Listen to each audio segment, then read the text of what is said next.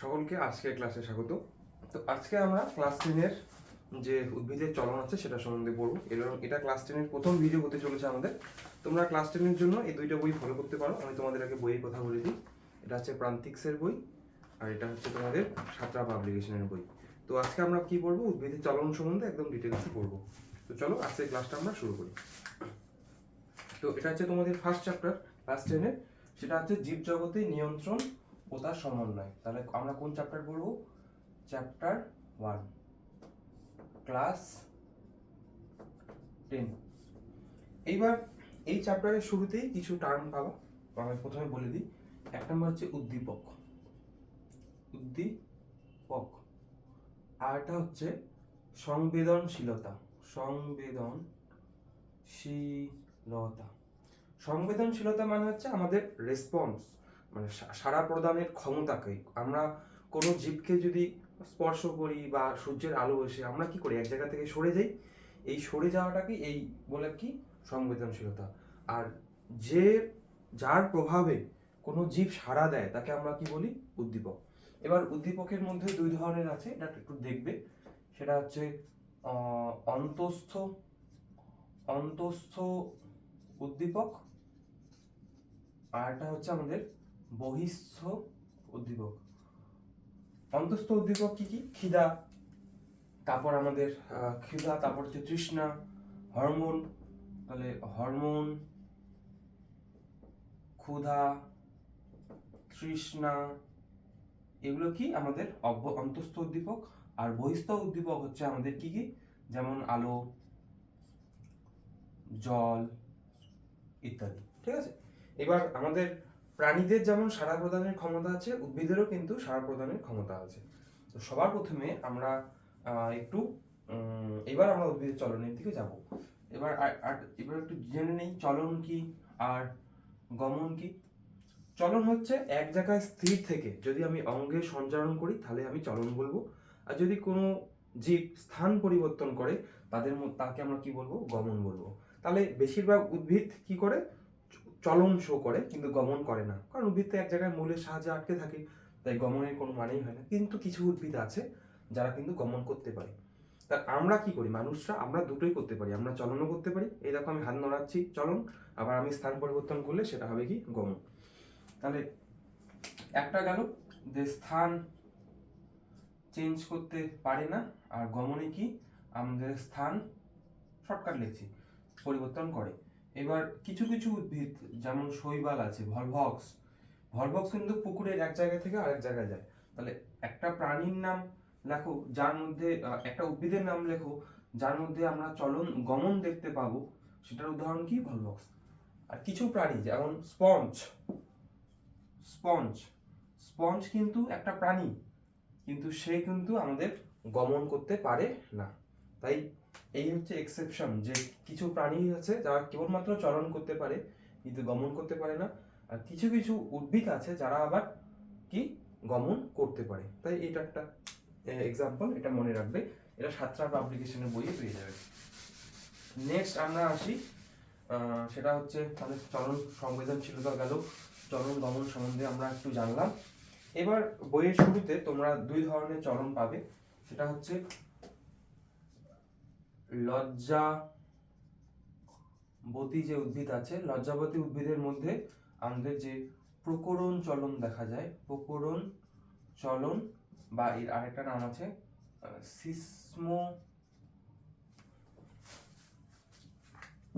লজ্জাবতী গাছের মধ্যে আমরা কি দেখতে পাই? সিসমোন্যাস্টিক চলন, সিসমোন্যাস্টিক চলন, ন্যাস্টিক চলন যে দেখতে পাই সেটা সম্বন্ধে আমরা জানবো।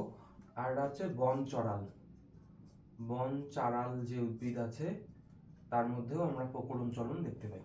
এবার কি জিনিস দেখো, সিসমোন্যাস্টিক চলন সম্বন্ধে আমরা পরবর্তীতে পড়বো, এখানে আগে পড়ে নিয়ে যাই।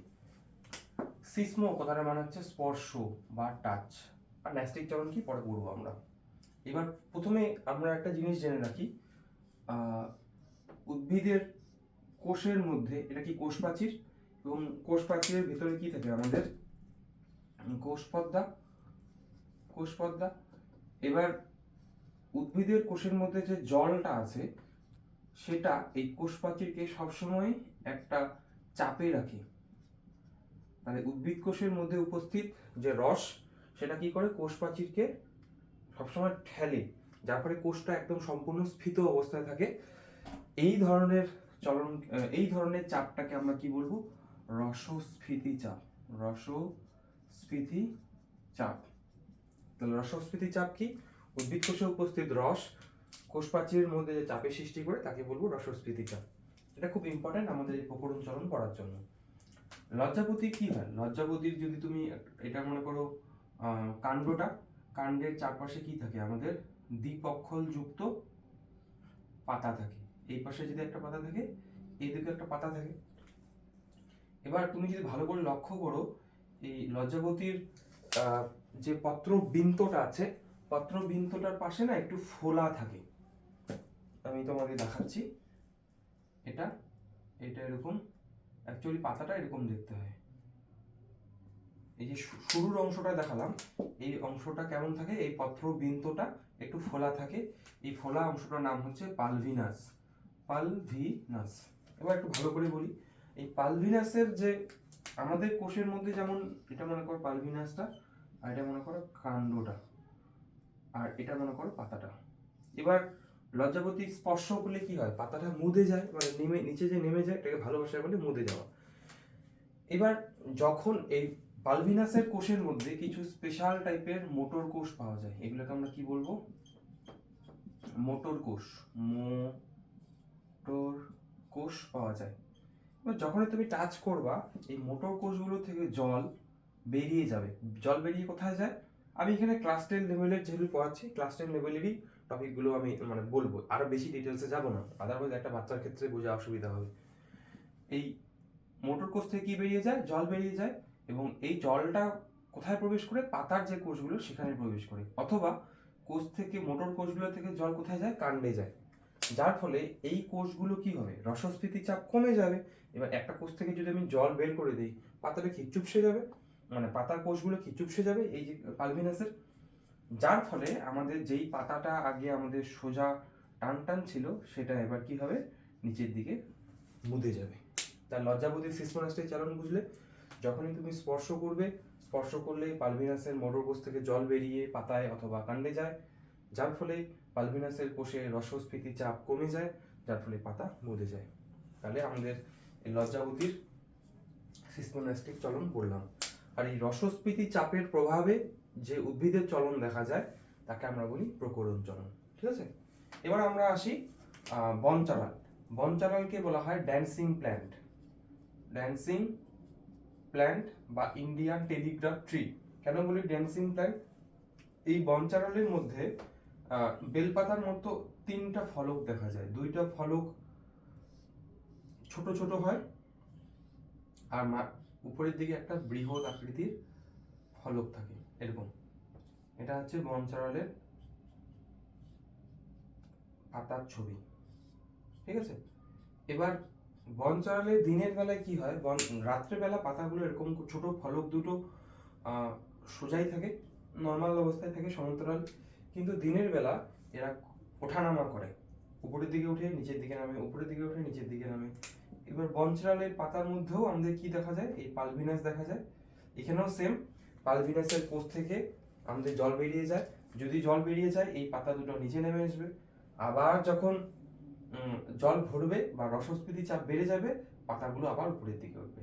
তাহলে এটা হচ্ছে তোমার বনচারালে, তোমরা ইউটিউবে সার্চ করলে এই প্ল্যানটাকে দেখতে পাবে কিভাবে পাতাটা উপরে উঠছে এবং নিচে নামছে। ঠিক আছে?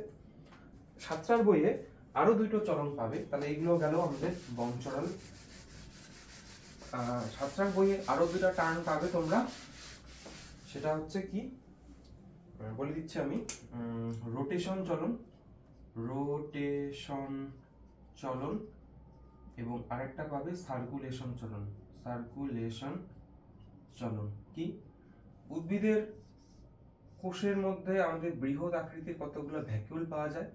এই ভ্যাকুলগুলোকে কেন্দ্র করে যদি সাইটোপ্লাজম ঘোরে, তখন তাকে আমরা কি বলবো? রোটেশন চলন। আর উদ্ভিদ কোষের মধ্যে যদি ভ্যাকুল ছোট ছোট আকৃতি থাকে এবং প্রত্যেকটা ভ্যাকুলকে কেন্দ্র করে যদি সাইটোপ্লাজম ঘোরে, তখন তাকে আমরা বলবো কি? সার্কুলেশন চলন। ঠিক আছে, তাহলে রোটেশন চলন বৃহৎ ভ্যাকুয়ালকে কেন্দ্র করে এবং সার্কুলেশন চলন ছোট ভ্যাকুয়ালকে কেন্দ্র করে। এবার কোথায় দেখা যায় রোটেশন চলন? আমাদের দেখা যায় পাতা শ্যাওলার কোষে। পাতা শ্যাওলা বা তোমরা যে কারা এসপি জানো, কারার মধ্যে আমাদের পাওয়া যায়। আর সার্কুলেশন চলন কোথায় দেখা যায়? ওই যে লাউ কুমড়োর যে ছোট ছোট রোমগুলো থাকে না কাণ্ডের মধ্যে, এই কাণ্ডের রোমের কোষের মধ্যে সার্কুলেশন চলন দেখা যায়। এবার আমি একটা জিনিস দেখে নিই ভিডিওটার মধ্যে কোনো সমস্যা হচ্ছে কিনা রেকর্ডিংয়ে। সমস্যা নেই, চলো আমরা ক্লাসটা কন্টিনিউ করি। তো এইটুকু জিনিস গেল, ভিডিওগুলো দেখবে এবং টেক্সট বই পড়বে, দেখবে তোমার টিউশনের প্রয়োজন হবে না। নেক্সট আমরা দেখি উদ্ভিদ চলনের শ্রেণী বিভাগ। এবার উদ্ভিদ চলনকে প্রধানত তিন ভাগে ভাগ করি আমরা। একটা হচ্ছে উদ্ভিদ চলন, এক নাম্বার হচ্ছে আমাদের ট্যাকটিক চলন, দুই নাম্বার ট্রপিক চলন এবং তিন নাম্বার হচ্ছে ন্যাস্টিক চলন। যখন কোনো উদ্ভিদের চলন উদ্দীপকের তীব্রতা প্লাস গতিপথের উপর নির্ভর করে হয়, তখন তাকে আমরা বলবো ট্যাকটিক চলন। যখন কোনো উদ্ভিদের চলন উদ্দীপকের কেবলমাত্র গতিপথের উপর নির্ভর করে হবে, তখন তাকে বলবো ট্রপিক চলন। যখন কোনো উদ্ভিদ চলন কেবলমাত্র উদ্দীপকের তীব্রতা অনুসারে হয়, তখন তাকে বলবো ন্যাস্টিক চলন। সবার প্রথমে আমরা ট্যাকটিক চলনটাই বলি। এবার মনে রাখবা ট্রপিক চলনকে বলা হয় বৃদ্ধিজ চলন, কারণ এখানে উদ্ভিদ অঙ্গের বৃদ্ধি ঘটে, তাই এর আরেকটা নাম কি? বৃদ্ধিজ চলন। ট্যাকটিক চলনকে বলা হয় সামগ্রিক চলন বা গমন, কারণ এখানে উদ্ভিদরা বা যে উদ্ভিদ কোষগুলো আছে তারা স্থান পরিবর্তন করে, তার জন্য ট্যাকটিক চলনে কিন্তু আমরা গমন দেখতে পাবো। এবার সবার প্রথমে চলো আমরা এটা পড়ে নিই। দুই ধরনের হবে আমাদের ট্যাকটিক চলন আমরা পড়বো। একটা হচ্ছে ফোটো ট্যাকটিক চলন। ফোটো কথাটা মানে হচ্ছে আলো, তাহলে এখানে উদ্দীপকটা কি? আলো উদ্দীপকের গতিপথ এবং তীব্রতার উপর নির্ভর করে চলনটা হবে। যেমন একটা পুকুর মনে করো, এটা পুকুরের মধ্যে মনে করো সূর্য আছে, এটা মনে করো পুকুরের এ সাইড, এটা বি সাইড। এবার একটা ভলভক্স আছে মনে করো শৈবাল, এটা উদাহরণ কোথায় দেখা যায়? ভলভক্স ক্ল্যামাইডোমোনাস নামে শৈবালে। এবার ভলভক্স শৈবাল কিন্তু সূর্যের আলোর দিকে যায়, তাহলে গতিপথটা হলো আলোর দিকে যাচ্ছে, অন্ধকারের দিকে যাচ্ছে না। আর ও কি কম তীব্র আলোর দিকে যায় না বেশি তীব্র? ও কিন্তু কম তীব্র আলোর দিকে যাবে, তাহলে ভলভক্সটা কোন দিকে আসবে? পুকুরের এই সাইডের দিকে আসবে। বেশি তীব্র আলোর দিকে গেলে ভলভক্সের মধ্যে থাকা যে ক্লোরোফিল আছে সেগুলো নষ্ট হয়ে যায় তীব্র আলোর উপস্থিতিতে। তাহলে বুঝলে ভলভক্সটা আলোর গতিপথের দিকে গেল এবং কম তীব্র আলোর দিকে গেল, তাহলে দুটাই বিষয় হলো। আরেকটা টপিক চলন বলি, সেটা হচ্ছে কেমোট্যাকটিক চলন।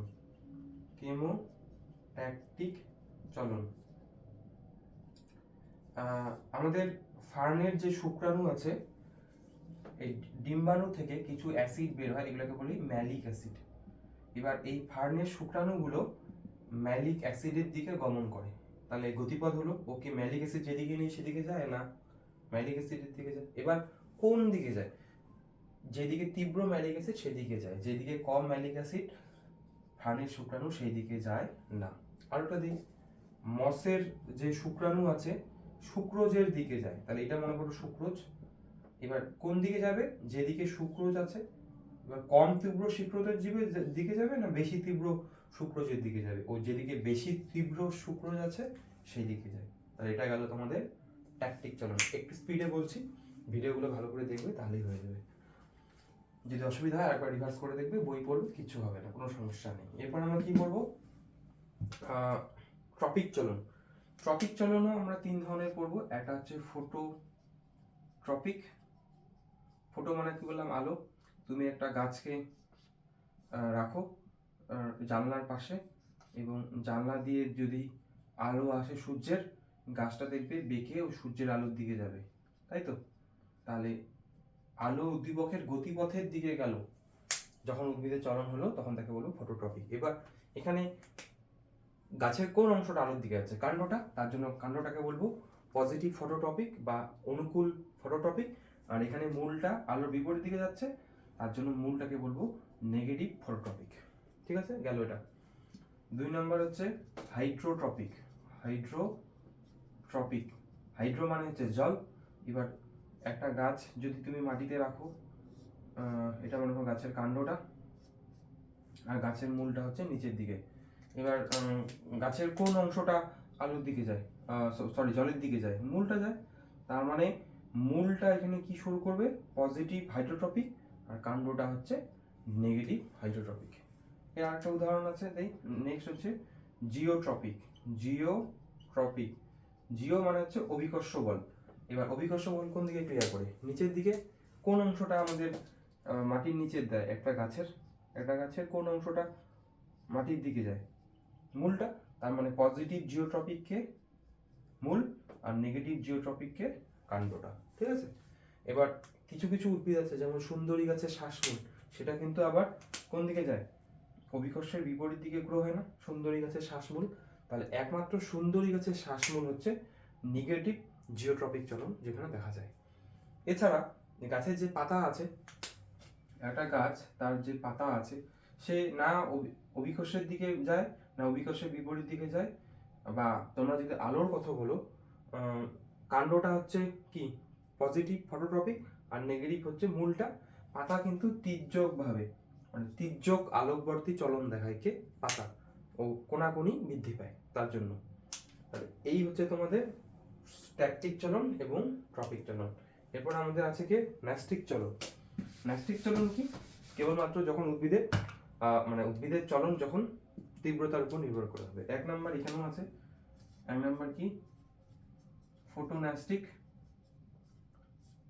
যেমন পদ্ম ফুল তীব্র আলোয় ফোটে, আবার কম আলোয় বন্ধ হয়ে যায়।